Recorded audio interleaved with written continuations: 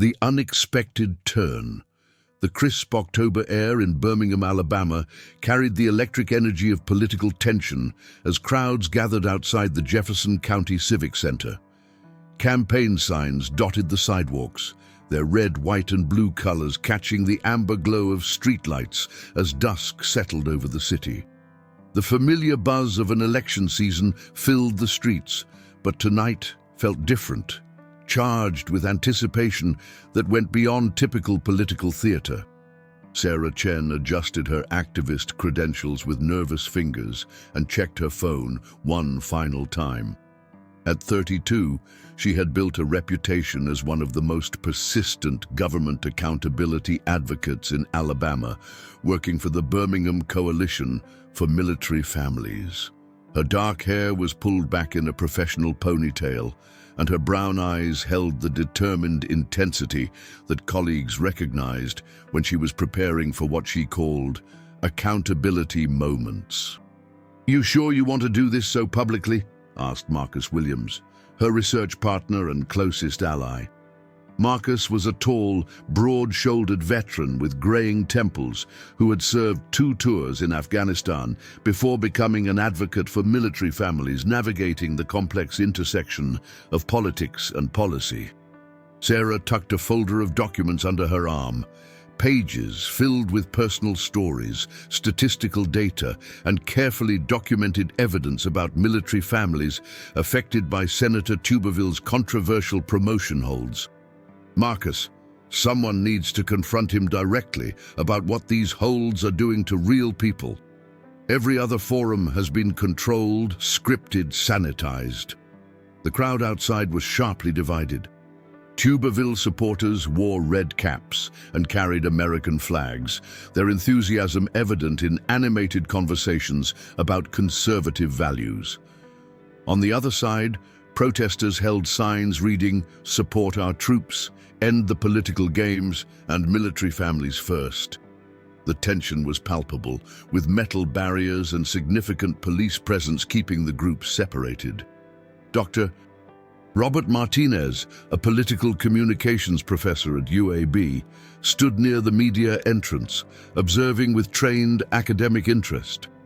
At 48, he had silver-streaked hair and wire-rimmed glasses that gave him an intellectual appearance. "Quite a turnout for a midterm town hall," he commented as Sarah approached. "The senator's team must be nervous about the optics." Sarah nodded grimly. "They should be. We've documented over 200 military families in Alabama alone who are being directly harmed by his grandstanding." Inside the Civic Center, the atmosphere was charged with expectation. Red, white, and blue bunting decorated the stage, and large screens displayed "America First" in bold letters. Tuberville's advance team moved through the crowd efficiently, checking security and ensuring maximum control over the evening's narrative. Sarah found a seat in the 4th row, close enough to be heard clearly, but not so close as to seem overly aggressive. She had learned that the most effective challenges came from positions of apparent reasonableness rather than obvious hostility. Her notebook was filled with facts, personal stories, and policy details designed to force Tuberville to address the human cost of his political calculations.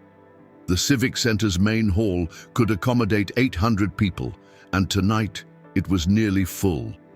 Military families sat scattered throughout the audience, many wearing veteran caps, military unit t-shirts, or small American flag pins that signaled their personal investment in the evening's discussions. The lights dimmed as Senator Tommy Tuberville took the stage to enthusiastic applause from supporters mixed with scattered boos from critics. At 69, he still carried himself with the confidence of his former coaching days, his silver hair perfectly styled and his Alabama drawl as pronounced as ever. He wore a navy suit with multiple American flag pins on his lapel.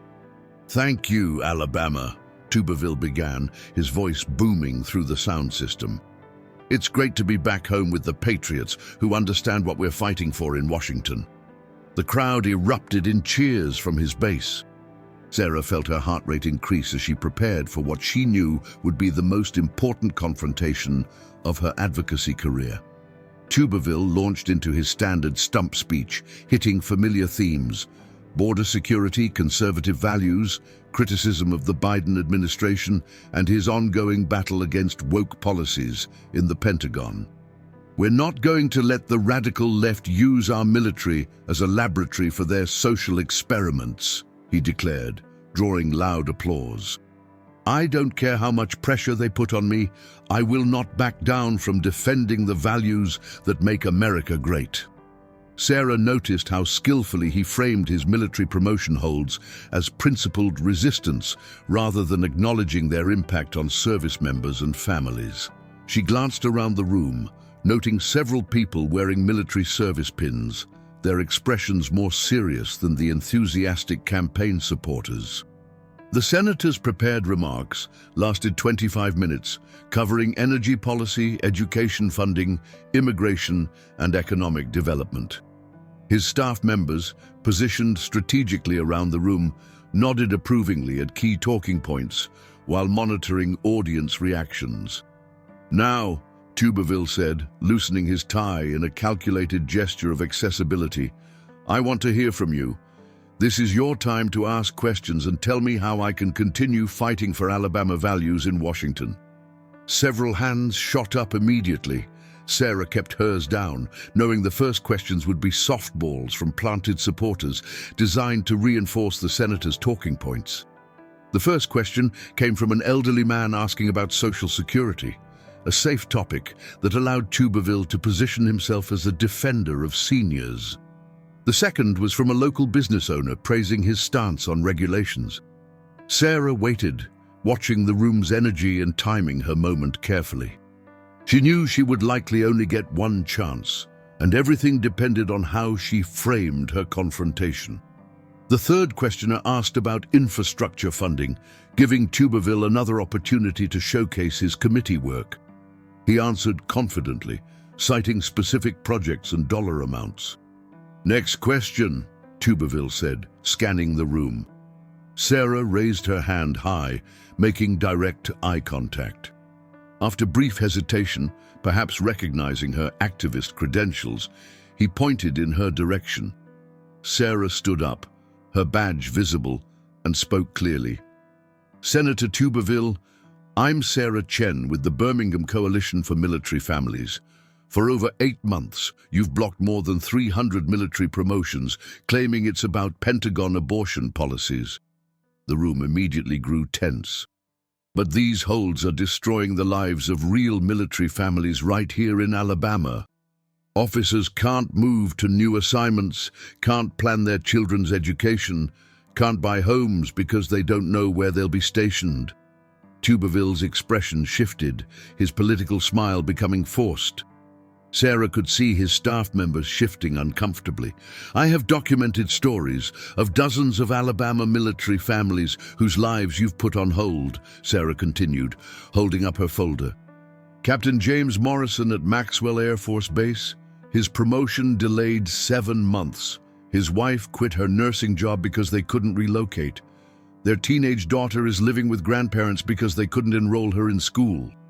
The silence was complete now, even Tuberville supporters listening intently. Staff Sergeant Maria Rodriguez at Fort Rucker, her family separated across 2 states for 6 months. Her 8-year-old son Miguel asks every day when Daddy is coming home permanently. Sarah looked directly at Tuberville. "Senator, you say you're fighting for Alabama values. Is destroying Alabama military families really an Alabama value?" The confrontation hung in the air like a challenge. Sarah could see staff members conferring urgently, clearly unprepared for such a direct, documented attack on the human consequences of their bosses' political positions. But then, something unexpected happened. Instead of deflecting or attacking Sarah's credibility, Tuberville stepped away from the podium and looked directly at her with apparent genuine consideration. "Ms. Chen," he said, his voice quieter than it had been all evening, "that's a fair question, and those are real families you're talking about." The room stirred with surprise. This wasn't the defensive response anyone had expected. "You know what?" Tuberville continued, his tone becoming conversational. "I think you and I need to have a longer conversation about this. Because if what you're saying is true, if my actions are really hurting Alabama military families the way you describe, then maybe I need to reconsider my approach." Sarah felt confusion. She had prepared for confrontation, deflection, or dismissal. She hadn't prepared for apparent openness to dialogue. "Here's what I want to propose," Tuberville said, looking around the room. "Ms. Chen, you clearly know these families and their situations. I want you to arrange for me to meet with them. Not for a photo op, not for campaign purposes, but for real conversation about how my actions are affecting their lives." The crowd murmured with surprise and uncertainty. "And I want to make you a promise," Tuberville continued. "If these families can convince me that the harm I'm causing outweighs the principle I'm fighting for, I'll reconsider my position. Publicly." Sarah stood frozen, processing what had just happened. She had come to confront Tuberville, to expose his indifference. Instead, he had committed to a process that could potentially change his position entirely. "Senator," Sarah managed, "are you saying you'd be willing to end the promotion holds if you're convinced they're causing too much harm?" "I'm saying I'm willing to put my convictions to the test," Tuberville replied. "If I'm wrong about the balance between principle and human cost, then I should be willing to admit that and change course." The room erupted in mixed reactions as people tried to process what they had witnessed. Sarah remained standing, realizing that her confrontation had potentially opened a door she hadn't expected to exist. As Tuberville moved to the next question, Sarah sat down with her heart racing, wondering if she had just witnessed genuine political flexibility or the beginning of elaborate political theater designed to diffuse criticism while changing nothing. The Birmingham Coalition for Military Families office buzzed with unprecedented activity the morning after the town hall. Sarah Chen sat at her desk, surrounded by printed emails, phone messages, and news clippings from overnight coverage. Her computer displayed multiple browser tabs with social media feeds and video clips from the previous evening. "Sarah, line 3 is CNN, line 4 is the Washington Post, and NBC is holding on line 5, called out Janet Thompson, the coalition's volunteer coordinator. Janet had been with the organization since its founding and had never seen this level of media attention. Marcus Williams pulled up a chair next to Sarah's desk, his laptop open to Twitter feeds, showing the video going viral. The Tuberville challenge was trending nationally, with thousands of shares from military families, veterans, and political observers. "The video has over 2 million views already," Marcus said. "Military families from across the country are sharing their own stories. This has struck a nerve way beyond Alabama." Sarah rubbed her temples, feeling the weight of sudden national attention. "Marcus, do you think he was serious? That commitment to reconsider his position?" "I've been thinking about that all night," Marcus replied. "Either he's playing a sophisticated game to buy time and manage criticism, or something genuinely shifted for him in that moment." Dr. Martinez appeared in the doorway, having driven straight from campus after seeing overnight news coverage. His usually composed academic demeanor showed excitement and professional curiosity. "Sarah, what happened last night was extraordinary from a political communication standpoint," Dr. Martinez said. "I've never seen a politician make themselves that vulnerable to public accountability in real time." Janet joined their circle. "The question is, how do we test his sincerity? If he's genuine about meeting with military families, we need to make sure it's substantive, not performative." Sarah's phone buzzed with a text from an unknown number. "Ms. Chen, this is David Walsh from Senator Tuberville's office. The senator would like to discuss logistics for the family meetings he proposed. Are you available to talk this morning?" "That was fast," Sarah said, showing the message. "His staff wants to discuss the family meetings." Marcus leaned back. his veteran skepticism evident. Be careful, Sarah. Politicians are experts at controlling narratives. If you're not careful, those meetings will become carefully staged events, with hand-picked families asking pre-approved questions. Dr. Martinez nodded. Marcus is right. If this is going to be meaningful, you need to maintain control over the process. No staff handlers, no advanced teams screening participants, no limits on what families can discuss. Sarah stood up, pacing as she processed the implications. The families I mentioned last night, Captain Morrison, Staff Sergeant Rodriguez, they're real people with real stories. They deserve to have their voices heard authentically. Her phone rang with a Washington, D.C. number. Sarah answered cautiously. Ms. Chen, this is David Walsh, the Senator's Communications Director. Thank you for taking my call. Senator Tuberville asked me to reach out about organizing the meetings he proposed last night. Sarah grabbed a pen. Mr. Walsh, I appreciate the quick follow-up, but I want to be clear. If these meetings happen, they need to be genuine dialogues, not political theater. The Senator understands that, Walsh replied, though his tone suggested uncertainty about managing this unprecedented situation. He's committed to having real conversations with affected families. What would you need to make that happen? Sarah looked at Marcus, who was listening intently. First, the families choose themselves. No screening by your office. Second, the conversations are substantive. Families can discuss any aspect of how the holds have affected them. Third, there's media access so the public can see whether this is genuine. Those are significant requests, Walsh said carefully. Can I ask what you're hoping to accomplish? I'm hoping to give military families a voice in a political decision that's been made about them without them, Sarah replied firmly. If the Senator is genuinely open to changing his position based on hearing from affected families, then let's create space where that can happen authentically. After hanging up, Sarah faced 3 expectant faces. The magnitude of what she had potentially set in motion was beginning to sink in. I think I just agreed to organize what might be the most scrutinized political meetings in recent memory, she said. Janet placed a supportive hand on Sarah's shoulder. You've given these families something they haven't had for 8 months, a real chance to be heard by the person making decisions about their lives. Marcus was reviewing his laptop screen, showing dozens of new messages from military families who had seen the town hall video. Sarah, we're getting contacted by affected families from across the southeast.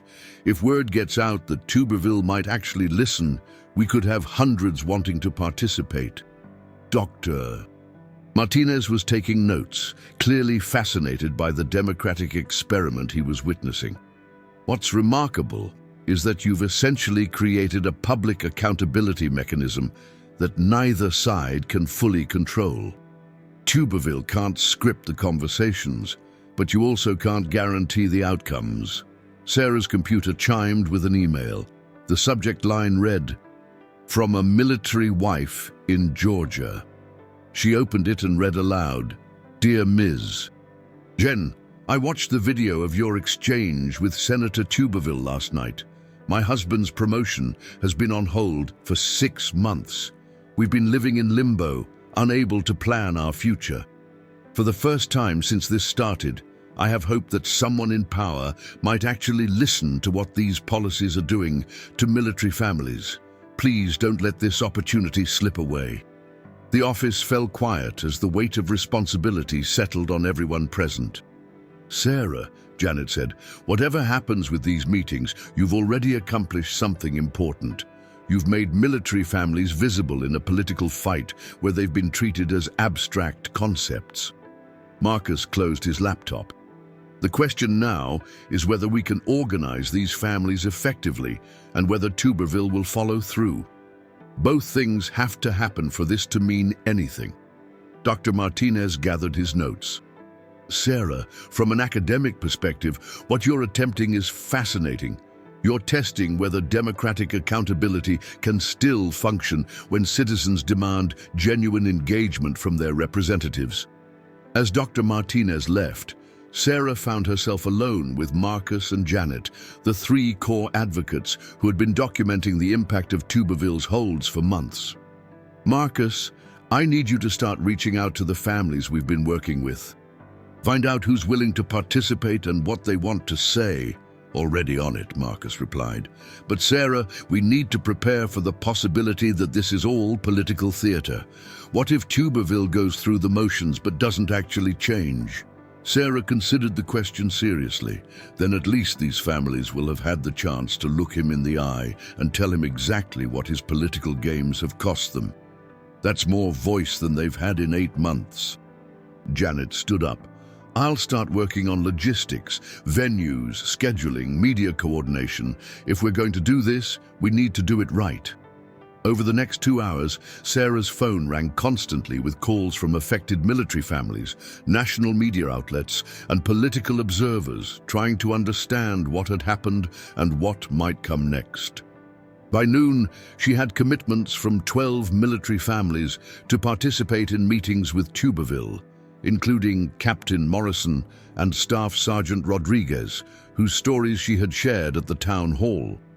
As she prepared for an afternoon conference call with Tuberville's staff to discuss specific arrangements, Sarah realized that her confrontation had evolved into something much larger than she had anticipated.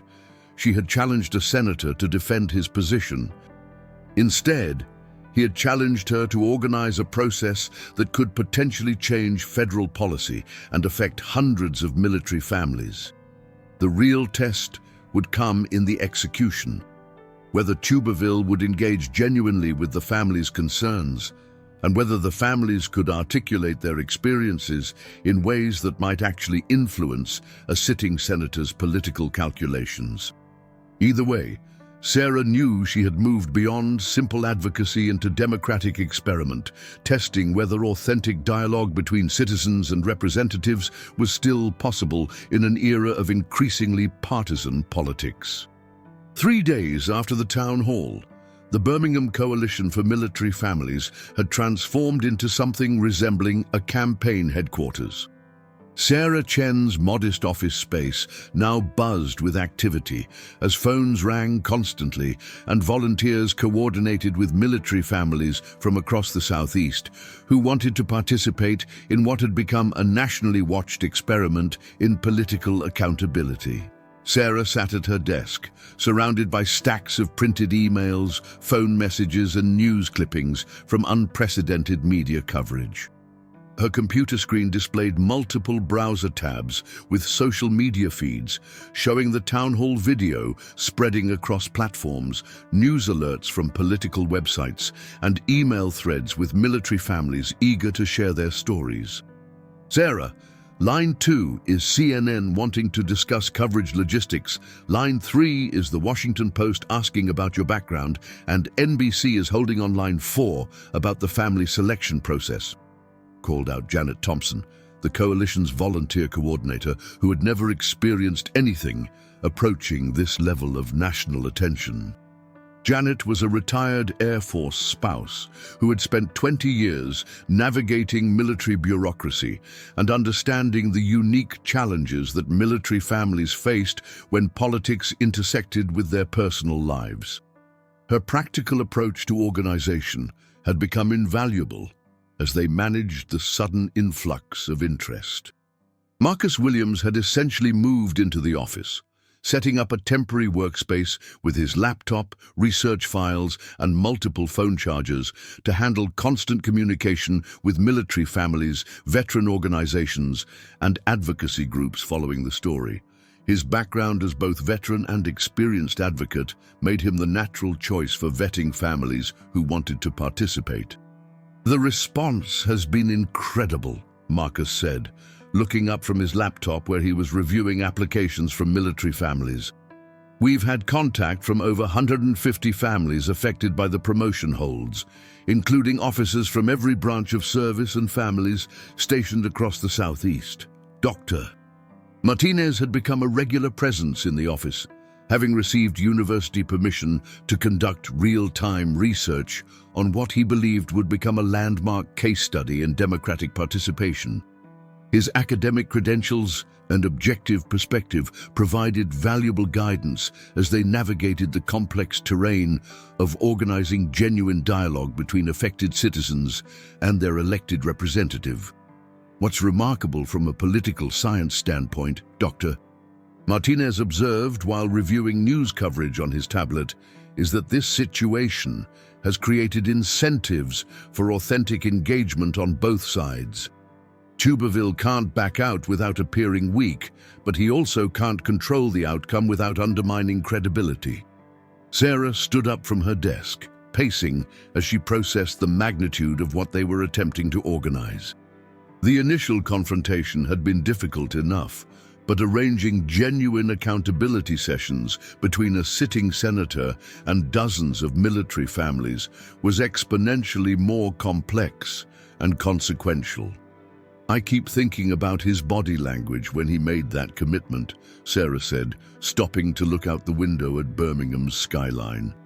"Either he's a much better actor than anyone gives him credit for, or something genuine happened when he stepped away from his prepared talking points." Her phone buzzed with another call from David Walsh. Sarah had spoken with Tuberville's communications director 6 times since the town hall, each conversation revealing growing tension between the senator's public commitment and his staff's obvious concern about political risks. "Mr. Walsh," Sarah answered, putting the call on speaker so her team could participate. "I hope you're calling with good news about finalizing arrangements."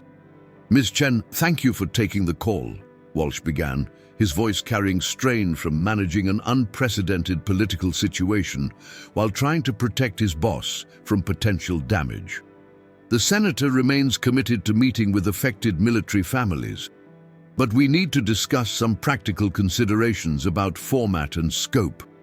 Sarah exchanged glances with Marcus and Janet, both of whom had participated in previous conversations with Tuberville staff about logistics. "What kind of practical considerations, Mr. Walsh?" Sarah asked, her advocacy instincts alert to any attempt to control or limit the authentic dialogue that Tuberville had publicly committed to facilitating. "Well, first, there's the question of how many families can realistically participate in meaningful dialogue. The senator wants substantial conversations, not just photo opportunities, but there are time and venue constraints." Marcus leaned toward the speakerphone. "Mr. Walsh, this is Marcus Williams from the Coalition. We've identified 43 families who are directly affected by the promotion holds and eager to participate. These are people whose lives have been disrupted for months by the senator's policies." "That's a significant number," Walsh replied carefully. "We were thinking more in terms of representative families, maybe 8 to 10 people who could speak for the broader affected community." Sarah felt her protective instincts engaging as she recognized the classic political maneuver of limiting access to control narrative and minimize risk of uncomfortable confrontations. "Mr. Walsh, these families don't need representatives. They need to speak for themselves," Sarah said firmly. "If Senator Tuberville is genuinely committed to understanding the human impact of his decisions, then he needs to hear from the actual people affected, not a carefully selected sample." Janet, drawing on years of experience dealing with military bureaucracy and political systems, added her perspective. "Mr. Walsh, these families have been living with uncertainty for 8 months because of the senator's policies. The least they deserve is the opportunity to share their experiences directly with the person responsible." Walsh was quiet for several seconds, probably consulting with other staff members about how to handle the coalition's insistence on broad participation rather than controlled access. "Let me be frank," Walsh finally said. "The senator's political advisors are concerned about the optics of what could become a very emotional, very public airing of grievances. There's a risk that these sessions could become more about political theater than genuine dialogue. Dr. Martinez gestured for permission to join the conversation. Sarah nodded. Mr. Walsh, this is Dr. Robert Martinez from UAB.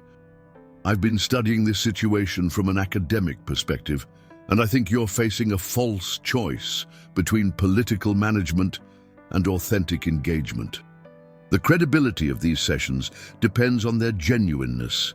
Any attempt to control or limit participation will undermine their value for everyone involved. Sarah appreciated Dr. Martinez's intervention, which provided objective academic support for their position while helping Walsh understand that the entire experiment would fail if it became obviously managed or scripted. What we're proposing, Sarah continued, is 3 sessions over 2 days. Morning session in Birmingham for families from Central Alabama, afternoon session in Montgomery for families from Southern Alabama and neighboring states, and an evening video conference for families who can't travel but want to participate. And full media access, Marcus added. If this is going to be genuine accountability, it needs to be transparent. Military families deserve to see whether their senator is truly listening or just going through the motions.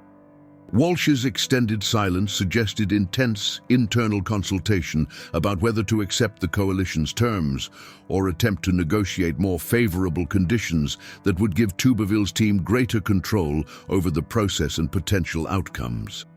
Mr. Walsh, Sarah said, recognizing they had reached a crucial decision point, Senator Tuberville made a public commitment to engage genuinely with military families about the consequences of his policies. If he's not prepared to follow through authentically, then perhaps he should say so publicly, rather than trying to manage the process into meaninglessness. The line was quiet for nearly a minute before Walsh responded, his voice suggesting resignation to circumstances beyond his control. Let me discuss this with the senator and get back to you by end of business today. But Ms. Chen, I want you to understand that what you're proposing is highly unusual in terms of Senate constituent engagement. Most offices would never agree to this level of uncontrolled public accountability. Most senators don't make public commitments to reconsider their positions based on constituent input, Sarah replied. Senator Tuberville chose to make this commitment. Now he needs to honor it. After hanging up, the office buzzed with nervous energy as they waited for Walsh's response, while continuing to coordinate with military families who wanted to participate in what had become a nationally watched test of democratic accountability. Around 4:30 p.m., Sarah's phone rang with a call from an unexpected source, not David Walsh, but Senator Tuberville himself calling from his Washington office. Ms. Chen, this is Senator Tommy Tuberville. I hope you don't mind me calling directly, but I wanted to discuss these accountability sessions personally, rather than having staff members negotiate on my behalf. Sarah felt her heart rate spike as she gestured for the others to listen while putting the call on speaker. She had not expected the senator to engage directly in logistics discussions, and his personal involvement suggested either genuine commitment or sophisticated political management. Senator, thank you for calling personally. We appreciate your direct engagement. Ms. Chen, I want you to know that I've been thinking constantly about our exchange at the town hall, about the families you mentioned, and about the commitment I made, Tuberville said, his voice carrying none of the performative energy that characterized his public speaking, but sounding more reflective and genuine. I've been getting calls from military families across Alabama and beyond, sharing their stories about how the promotion holds have affected their lives. Some of these stories are, well, they're hard to hear, and they're making me realize that I may have been so focused on the principle of my protest that I lost sight of the human consequences. Sarah exchanged surprised glances with Marcus and Janet, both listening intently to what sounded like genuine reflection rather than political positioning. Senator, we appreciate that acknowledgement. The families we work with have been carrying this burden for months, while their voices went unheard in the political debate. That's exactly why I want to meet with them, Tuberville continued. But Ms. Chen, I need you to understand something. My staff is concerned about the political risks of what we're proposing. Most politicians don't subject their policy decisions to this kind of direct public accountability, especially with potentially hostile audiences. Sarah felt the conversation reaching a crucial moment where Tuberville would either commit fully to authentic dialogue or reveal that his public commitment had been political theater. But here's what I've decided, Tuberville said, his voice gaining conviction. I'm willing to accept your proposed format, 3 sessions, full media access, no restrictions on what families can discuss, and I want you to be there as a moderator. Sarah felt disorientation. Senator, I appreciate the invitation, but I'm an advocate, not a neutral facilitator. I have strong opinions about your promotion holds. That's exactly why I want you there, Tuberville replied immediately. I don't want neutral moderation. I want someone who will hold me accountable for the consequences of my actions. If I'm going to genuinely reconsider my position, I need to be challenged by someone who understands what's at stake. Marcus was frantically taking notes while Dr. Martinez observed with obvious academic fascination.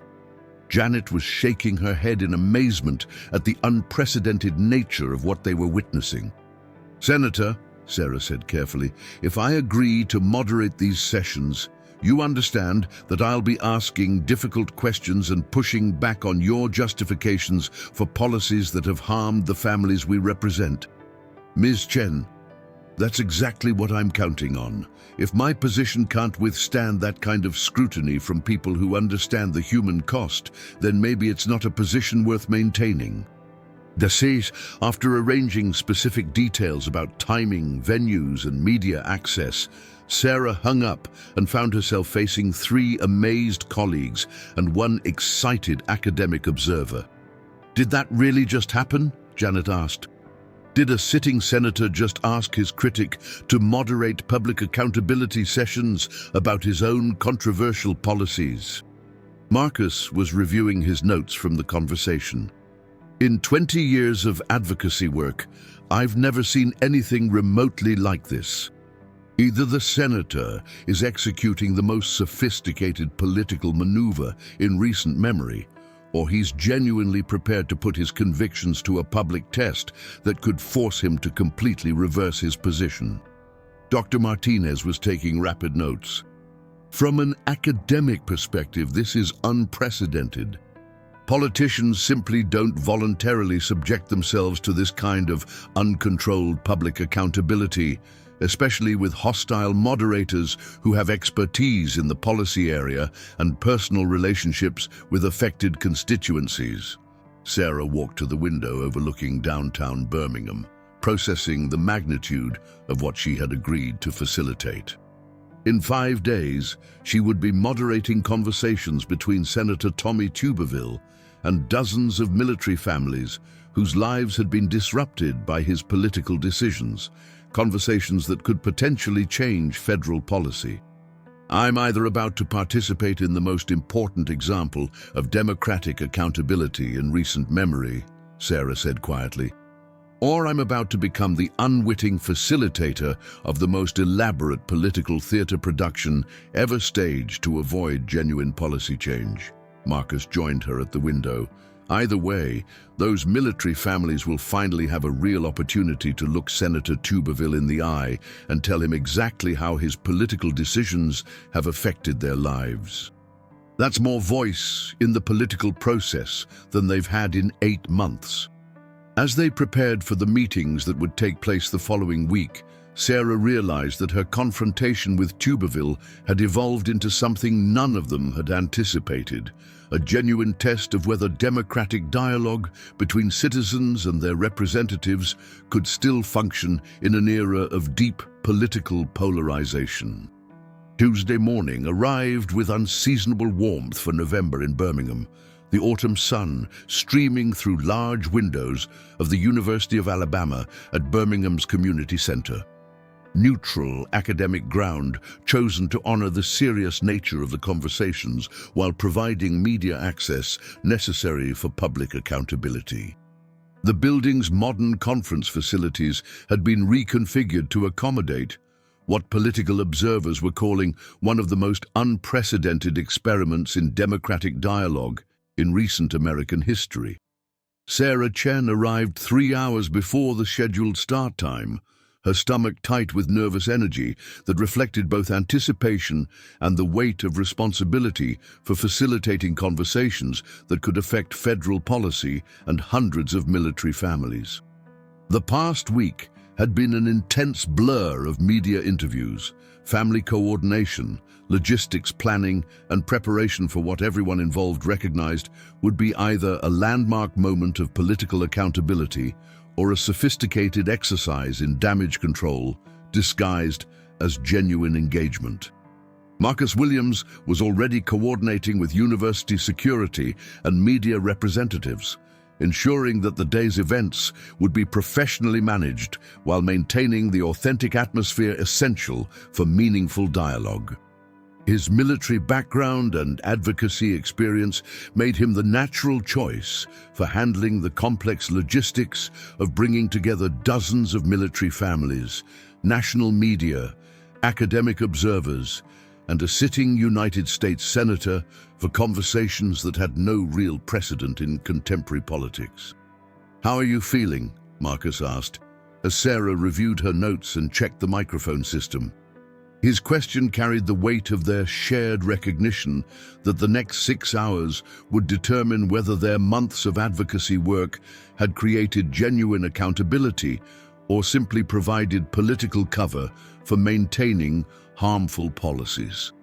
Terrified and hopeful in equal measure, Sarah admitted, settling into the moderator's chair positioned to facilitate dialogue rather than confrontation. "In 2 hours, we'll know whether this represents the most important moment of accountability journalism in recent memory, or whether I've been completely outmaneuvered by one of the most sophisticated political operators in the Senate." Dr. Martinez entered, carrying extensive observation materials and digital recording equipment. Having received permission from all participants to document the sessions for what he anticipated would become a significant academic case study in political communication and democratic participation. His excitement was evident in his animated preparations and the detailed research protocols he had developed for analyzing real-time political accountability mechanisms. "The media presence is substantial," Dr. Martinez observed, nodding toward the growing number of news vehicles outside. CNN, MSNBC, Fox News, NPR, all major networks plus local outlets from across the Southeast.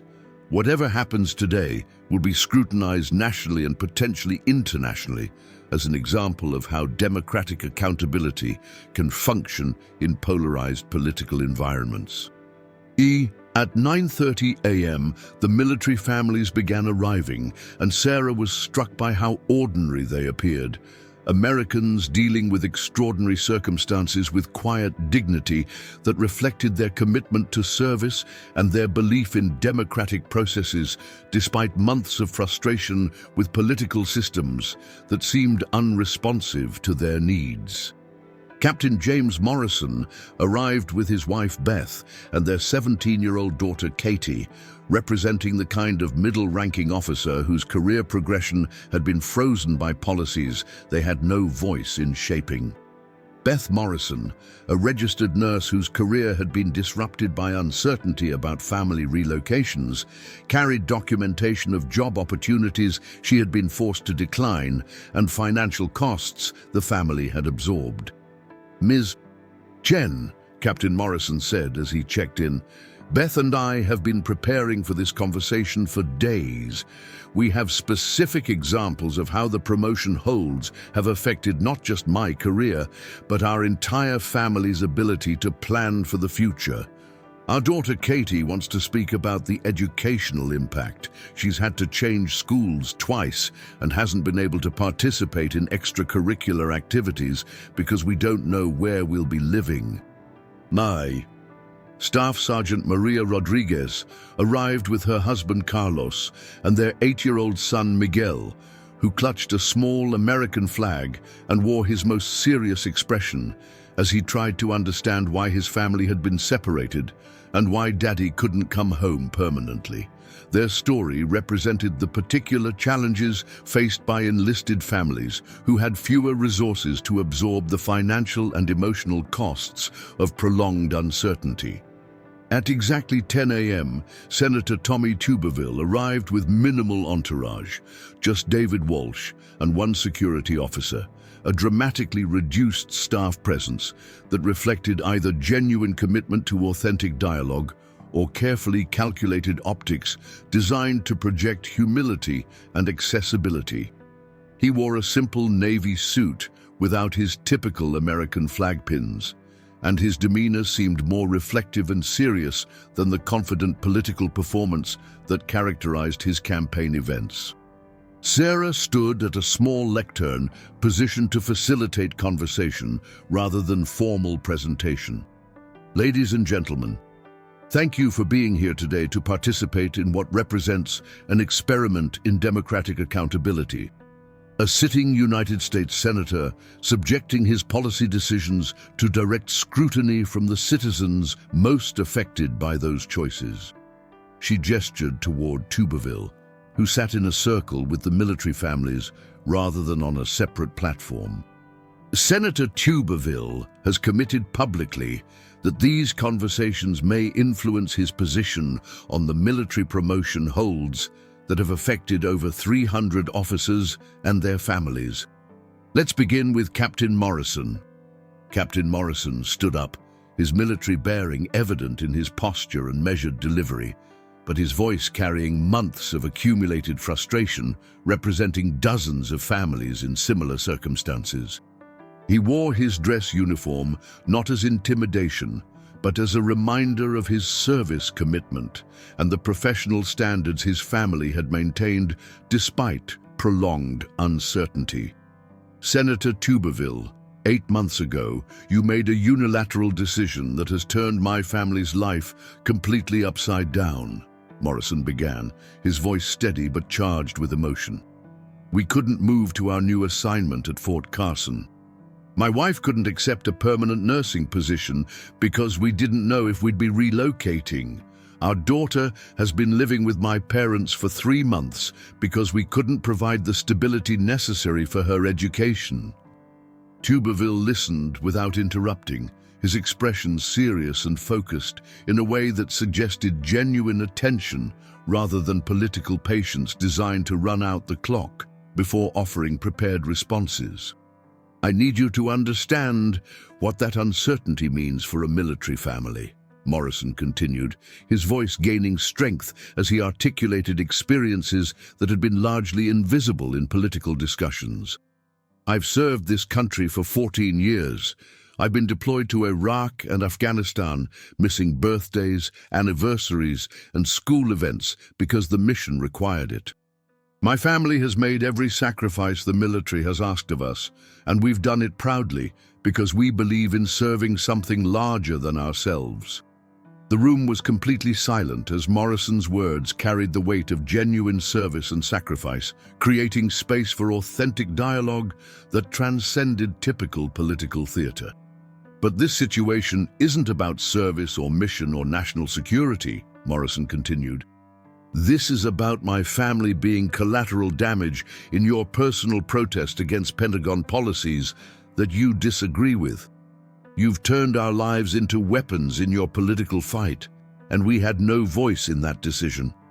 When Tuberville finally spoke, his voice was quieter and more personal than Sarah had ever heard from him in public settings. Captain Morrison, first, let me say what I should have said 8 months ago when I made the decision to hold up these promotions. I'm sorry. I'm genuinely sorry that my actions have caused such profound uncertainty and hardship for your family and for every family represented in this room today. Sarah felt a chill of surprise as she recognized that Tuberville's response sounded like authentic acknowledgement of responsibility rather than typical political apology. Carefully worded statements designed to express regret without accepting blame or committing to change. "But I need you to understand why I believed this protest was necessary," Tuberville continued. "The Pentagon's decision to use taxpayer funds to facilitate abortion access for service members was, in my view, a dangerous expansion of executive authority that bypassed congressional oversight and violated principles that I believe are fundamental to how our democracy should function." Beth Morrison raised her hand. "Senator, with all due respect, that sounds like a policy disagreement between you and Pentagon leadership about administrative procedures. Why should any of our families pay the personal and financial price for your disagreement with military bureaucrats who we don't elect and don't control?" Tuberville looked directly at Beth Morrison, then at their daughter Katie, who was listening intently despite being only 17. His expression showed what appeared to be genuine struggle with the human implications of abstract political principles. "Mrs. Morrison, that's exactly the question I've been wrestling with since Ms. Chen confronted me 2 weeks ago," Tuberville admitted. "And sitting here today, looking at your daughter, listening to your husband describe the real cost of my decision on your family's daily life, I'm beginning to think that you're absolutely right to question whether the principle I'm fighting for justifies the price you've been forced to pay." Katie Morrison raised her hand tentatively. "Katie, please share what you want to say," Sarah said. "Senator Tuberville," Katie began, her voice carrying the directness that only teenagers possess when addressing adult problems that have disrupted their lives. "I'm a senior in high school, but I've attended 3 different schools this year because my family doesn't know where we're going to live from month to month. I missed auditions for the drama club, couldn't try out for the debate team, and I can't make plans for college applications because I don't know what state I'll be a resident of when I graduate." The question hung in the air with devastating simplicity that cut through all political complexity and forced everyone present to confront the immediate human consequences of abstract policy disagreements. "Did you think about kids like me when you made your decision to hold up military promotions?" Katie asked. "Did you consider that military families have children who need stability to succeed in school and plan for their futures?" The room fell completely silent as Tuberville's composed political facade cracked visibly, genuine emotion replacing the controlled expressions that characterized his public appearances. He stood up and walked closer to the Morrison family, abandoning the formal distance that politicians typically maintained when facing criticism. "No, Katie, I didn't think about kids like you," Tuberville said, his voice carrying what appeared to be authentic regret rather than political calculation. "And that was a serious failure of judgment on my part. You and every other military child affected by my decision deserved better consideration than I gave to the human consequences of my political protest." Staff Sergeant Rodriguez stood up, still holding her son Miguel's hand, representing the enlisted families who often bore disproportionate costs when political decisions disrupted military operations. "Senator, my family has been separated for 7 months because of your holds on promotions. My husband couldn't relocate to my new duty station because his job transfer depended on my promotion being finalized. Miguel and I have been living in base housing while Carlos stayed in Texas, and Miguel asks me every single night when Daddy is coming home to stay." She gestured to her 8-year-old son. "Miguel, tell Senator Tuberville what you told me yesterday about military families." Miguel looked directly at Tuberville with the unfiltered honesty that only children possess when confronting adult problems that have affected their lives. "Why don't you like military families? Mummy says you're the reason Daddy can't come home to live with us." The room fell into absolute silence as Miguel's questions stripped away all political complexity and reduced the entire situation to its essential human element.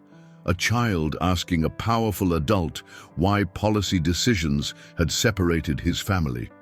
Tuberville knelt down to Miguel's eye level, abandoning the formal posture that politicians typically maintained when addressing constituents. "Miguel, I don't dislike military families.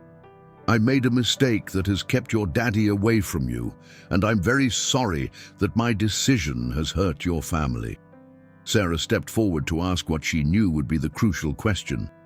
"Senator, you've heard directly from military families about the specific ways your promotion holds have disrupted their lives, separated their families, and prevented them from planning for their futures. You made a public commitment that these conversations could influence your position. What is your decision?" Tuberville stood up slowly, looking around the room at the military families who had shared their stories with courage and honesty. The weight of the moment was evident in his expression as he prepared to respond to a question that would determine his political future and the lives of hundreds of military families. "Before I answer that question," Tuberville said, his voice carrying gravity that reflected the unprecedented nature of the choice he was about to make publicly, "I want to ask Captain Morrison and his family something. If I end these promotion holds today, immediately and completely, will you and the other families in this room accept my apology for the months of uncertainty and hardship that my actions have caused?" Captain Morrison looked at his wife and daughter, then at the other military families who had participated, before responding with careful consideration that reflected both his military training and his recognition that he was speaking for dozens of families whose lives hung in the balance. "Senator, an apology is important, and we appreciate your willingness to acknowledge the harm your decisions have caused," Morrison replied.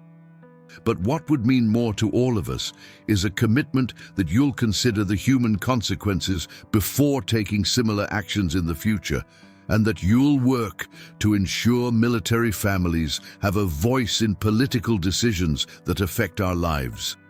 "You have both commitments," Tuberville said immediately, his response carrying the finality of a decision that had been reached through genuine deliberation rather than political calculation. "And you have my commitment that I will end the holds on military promotions, effective immediately, today before I leave Birmingham." The room erupted in surprised murmurs and scattered applause as the implications of Tuberville's decision became clear. Sarah felt her heart racing as she realized they had just witnessed something extraordinary, a sitting senator changing federal policy in real time based on direct dialogue with affected citizens. "But I want everyone here to understand that I still believe the underlying policy dispute with the Pentagon needs to be addressed," Tuberville continued. "I'm going to work with my Senate colleagues to find more targeted ways to challenge the Pentagon's abortion policy through proper legislative channels, without holding military families hostage to force a resolution." Sarah stepped forward for what she sensed would be the final and most important exchange. "Senator, 2 weeks ago, you said you were willing to put your career on the line for the principle underlying your promotion holds. Today, you're potentially risking significant political backlash from your base by completely reversing your position. How do you reconcile those two positions?" Tuberville looked around the room one final time, his expression reflecting what appeared to be genuine resolution rather than political calculation. "Ms. Chen, I learned something important today that I should have understood 8 months ago when I made the original decision to hold up these promotions." He paused, gathering his thoughts for what would become the most quoted statement of his political career. "I came into these conversations thinking I might have to defend my principles against criticism from people who didn't understand the important constitutional issues at stake. Instead, I learned that the strongest principles are the ones that can change when confronted with human truth, and that real leadership means being willing to admit when you're wrong and change course based on evidence. He looked directly at Miguel Rodriguez, then at Katie Morrison, then at the other military children who had been affected by his political decisions. These families reminded me that public service means serving people, not serving abstract ideas at the expense of real human beings. If I can't justify my political positions to an 8-year-old whose family has been separated by my decisions, then maybe those positions don't deserve to be maintained. As the formal accountability session concluded and families began approaching Tuberville for individual conversations, Sarah reflected on the unprecedented nature of what had just occurred. Her initial confrontation had evolved into something none of them had anticipated, a genuine demonstration that democratic accountability could still function when citizens had the courage to demand authentic engagement and elected officials had the humility to listen. 3 weeks after the Birmingham accountability sessions, Sarah Chen sat in her office at the Birmingham Coalition for Military Families, surrounded by thank you letters from military families across the country, academic research requests from universities studying democratic accountability, and interview requests from news organizations trying to understand the broader implications of what political commentators were calling the Birmingham model of citizen engagement with elected officials. The immediate aftermath of Tuberville's decision had been swift and dramatic. Within hours of the accountability sessions concluding, the senator had released a formal statement ending all promotion holds, acknowledging the unacceptable human cost of his protest, and committing to work with Senate colleagues on more targeted approaches to policy disagreements that don't harm military families. The Pentagon had immediately begun processing the backlogged promotions, and military families across the country had started receiving the orders and assignments that had been delayed for months. Sarah, line 2 is the Harvard Kennedy School asking about your availability for a guest lecture on citizen accountability mechanisms, and someone from the Brookings Institution is holding on line 3 about participating in a panel on democratic innovation. Called out Janet Thompson, who had been fielding academic and media inquiries for weeks as universities and think tanks tried to understand and potentially replicate what had happened in Birmingham. Marcus Williams entered carrying newspapers from across the country, all featuring editorial coverage, analyzing the broader implications of what had occurred and debating whether the Birmingham model represented a replicable approach to political accountability or was dependent on unique circumstances that couldn't be systematically reproduced. The story continues to generate analysis, Marcus said, spreading the newspapers across Sarah's desk. The Washington Post has an editorial calling for more politicians to subject their controversial policies to direct scrutiny from affected citizens. The Wall Street Journal published a piece examining whether this represents a new form of democratic participation that could reduce political polarization by forcing actual dialogue between representatives and constituents. Dr. Martinez had become a regular presence in the office as he worked on what would become a widely cited academic paper analyzing the communication innovations and democratic accountability mechanisms they had implemented. His preliminary research suggested that the Birmingham sessions represented something genuinely unprecedented in contemporary American political practice. What's remarkable from a political science perspective is that both sides took authentic risks that created space for genuine dialogue, Dr. Martinez explained as he reviewed his extensive notes. Tuberville risked his political standing and credibility by subjecting his position to public challenge with no guarantee of favorable outcomes.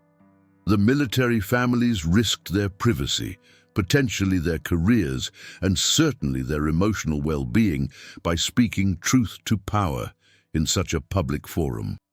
Sarah's phone buzzed with a text message from Captain Morrison. "Miss Chen, Wanted you to know that I received my promotion orders yesterday and we're finally moving to Fort Carson next month.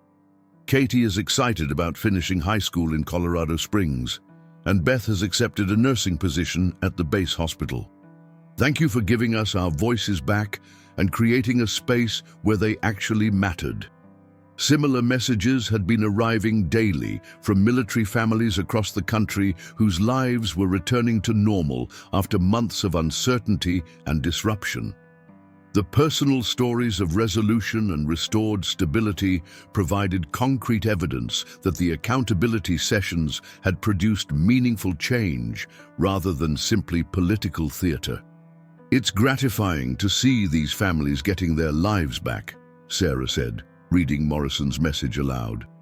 But I keep wondering whether what we accomplished was a one-time occurrence based on unique circumstances, or whether we've actually demonstrated something that could be systematically replicated to improve how democratic accountability functions. Janet looked up from her desk, where she had been organizing inquiries from advocacy organizations in other states dealing with veterans' health care, education policy, immigration enforcement, and environmental regulations, all asking for guidance about creating similar accountability mechanisms with their representatives. We're getting calls from groups across the country who want to implement accountability sessions with their representatives, Janet reported. Veterans organizations dealing with healthcare delays, education advocates concerned about funding cuts, immigration families affected by enforcement policies. Everyone wants to know if we can help them create direct dialogue opportunities with the politicians making decisions about their lives. Marcus was reviewing social media analytics and online engagement metrics on his laptop, tracking how the story continued to generate discussion and analysis weeks after the initial events. The video of Miguel Rodriguez asking Tuberville why he doesn't like military families has been viewed over 15 million times across all platforms. That 8-year-old's question crystallized the human cost of political decisions in a way that cut through all the partisan rhetoric and policy complexity. Sarah's computer chimed with an email from an unexpected source, David Walsh from Senator Tuberville's office. She opened it with curiosity, wondering how the senator's staff was processing the aftermath of their unprecedented experiment in political accountability. Ms. Chen, Sarah read aloud, I wanted to follow up on the accountability sessions and thank you for facilitating what became one of the most important learning experiences of Senator Tuberville's career. While our office initially approached these meetings with significant apprehension about political risks and unpredictable outcomes, they ultimately demonstrated something we rarely see in contemporary politics: the possibility of genuine dialogue leading to meaningful policy change. The email continued with a surprising request. The senator has asked me to reach out because he's been contacted by colleagues from both parties who are interested in implementing similar accountability mechanisms in their own states. He's wondering if you would be willing to consult with other Senate offices about creating structured opportunities for citizens to engage directly with representatives about policy consequences. The office fell quiet as they processed the implications of Tuberville's staff actively promoting the replication of the accountability model that had forced him to completely reverse one of his signature political positions. Dr. Martinez leaned forward with obvious academic excitement. This could represent a fundamental shift in how political accountability functions in American democracy. Instead of accountability coming only through elections every 2 or 6 years, or through scandal exposure by investigative journalism, you've created a model for ongoing, policy-specific accountability driven by affected communities with direct access to decision-makers. Sarah walked to the window overlooking downtown Birmingham, processing how far they had traveled from her initial confrontation at the town hall to this moment where their local advocacy work was being studied as a potential national model for democratic engagement.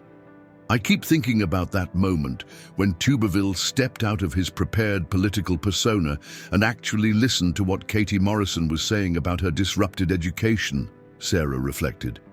Something genuine happened there that went beyond political calculation.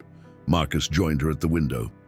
The question now is whether other politicians will be willing to take similar risks and whether other advocacy groups can organize affected communities effectively enough to make these kinds of sessions meaningful.